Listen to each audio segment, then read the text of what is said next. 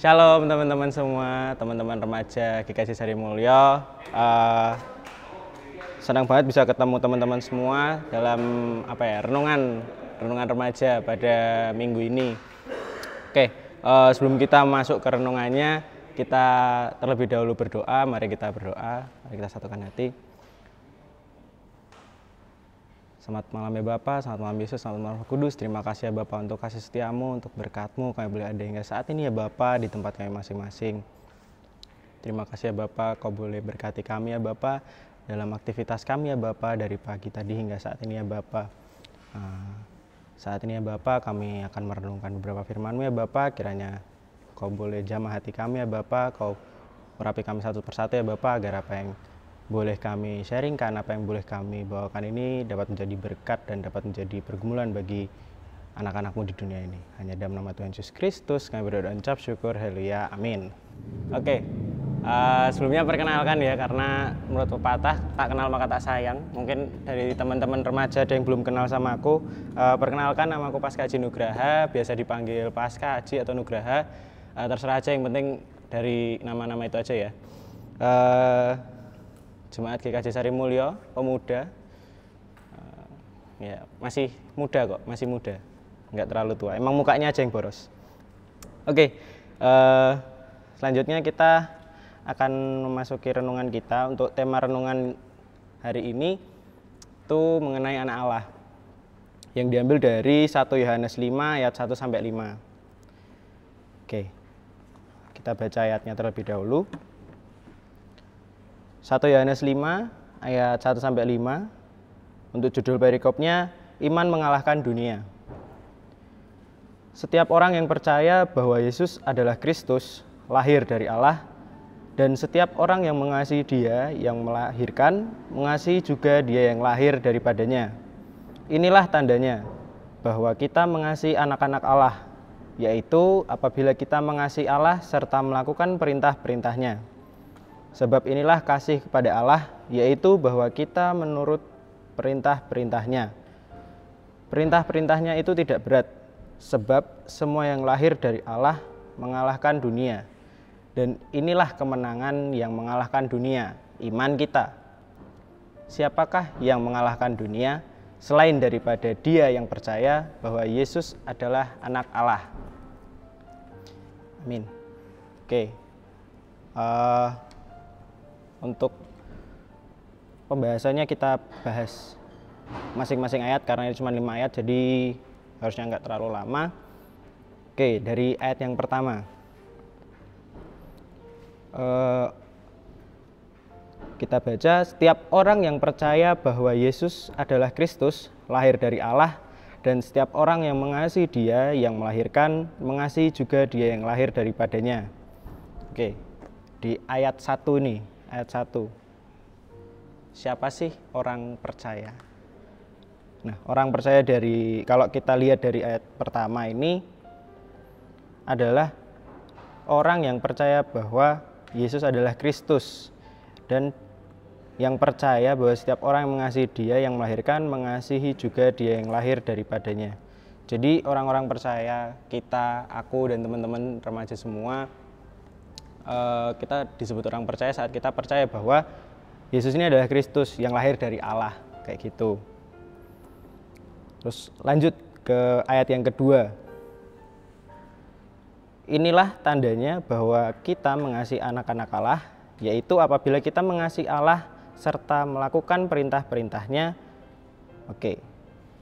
Jadi di ayat yang kedua ini menegaskan kita sebagai orang percaya ini sebenarnya punya tugas. Tugasnya apa sih? Itu di ayat kedua dijelaskan, yaitu apabila kita mengasihi Allah serta melakukan perintah-perintahnya. Jadi saat teman-teman udah nih ngerasa jadi, oh aku tuh orang percaya nih, aku percaya sama Kristus, aku percaya sama Tuhan. Teman-teman punya kewajiban atau punya tugas. Tugasnya apa? Yaitu mengasihi Allah dan melakukan perintah-perintahnya. Oke. Terus kalau ada tugas pasti ada yang tanya nih, gimana sih cara ngelakuin tugasnya? Di ayat ketiga kita baca lagi, sebab inilah kasih kepada Allah, yaitu bahwa kita menuruti perintah-perintahnya. Perintah-perintahnya itu tidak berat. Jadi kita orang percaya nih, kita udah punya tugas. Tugasnya apa? Yaitu melakukan perintah-perintah Allah. Nah, gimana sih kita melakukan perintah-perintah Allah? Yaitu dengan kita menuruti perintah-perintahnya. Saat kan di Alkitab juga tertulis kan 10 perintah Allah, terus juga ada hukum kasih dan lain sebagainya. Saat teman-teman udah patuh, saat teman-teman udah dekat sama Tuhan, teman-teman coba rasain apa sih yang pengen Tuhan mau dan teman-teman coba lakuin, menurutku itu sudah melakukan perintah Allah sih, kayak gitu. Yang jelas perintah Allah itu selalu baik untuk umat manusia. Nah, dan Tuhan juga bilang kan di sini, perintahnya itu tidak berat. Jadi teman-teman jangan menganggap saat teman-teman punya tugas nih buat menaati perintah Allah, terus teman-teman jadi terbebani. Tapi justru karena teman-teman sudah sadar, teman-teman udah yakin nih, aku orang percaya, ya tugasku menaati perintah-perintah Allah. Jadi jangan jadikan perintah Allah itu sebagai sebuah beban, tapi jadikan sebagai sebuah kesukaan dalam teman-teman menjalani kehidupan teman-teman, kayak gitu. Oke. Terus selanjutnya di ayat keempat, sebab semua yang lahir dari Allah mengalahkan dunia, dan inilah kemenangan yang mengalahkan dunia, iman kita. Nah, penguatan dari ayat ketiga tadi, dari gimana sih kita mengasihi Allah, yaitu dengan taati perintahnya. Kita menganggap perintah-perintahnya itu bukan sebuah beban dalam hidup kita, dalam kita menjalani hidup. Nah, poinnya di ayat keempat, menurutku yang aku dapat adalah saat kita udah percaya, kita melakukan perintah-perintahnya dengan baik, kita kayak bisa dibilang meminimalisir atau sedikit banget nih buat Tuhan kecewa atau buat Tuhan itu sedih, kayak gitu. Kita udah taat sama perintahnya, kita tuh dimenangkan gitu loh sama Allah. Di ayat keempat kan disebutkan, sebab semua yang lahir dari Allah mengalahkan dunia, dan inilah kemenangan yang mengalahkan dunia, yaitu iman kita.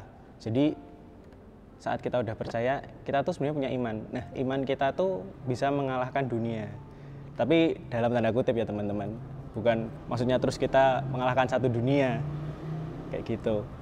Tapi lebih ke sifat keduniaan atau duniawi. Jadi saat kita sudah percaya, kita mau menekuni jalannya Tuhan, kita mau paham nih apa sih yang sebenarnya Tuhan pengen dalam kehidupan kita. Nah, itu akan menumbuhkan yang namanya iman. Nah, iman itu sebuah bisa dibilang kalau menurutku kayak kekuatan kita nih. Walaupun nggak terlihat, tapi saat iman kita besar, itu bisa mengalahin dunia gitu loh. Kan juga di Alkitab pun ada kutipan, iman sebiji pun bisa memindahkan gunung, kayak gitu.